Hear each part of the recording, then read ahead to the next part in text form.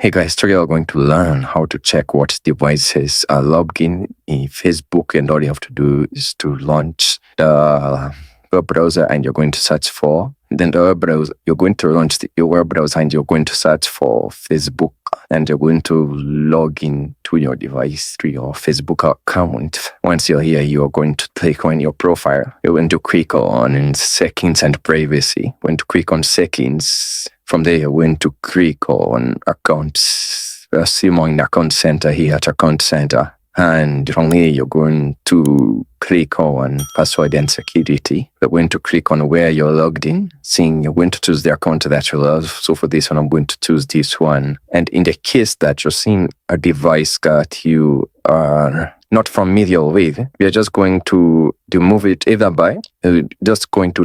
by clicking on select devices to log out once you scroll down, and then you choose or checked here these boxes, device that you don't want. And thank you guys for watching this video. Please like, share and subscribe, and I'll see you guys on the next video.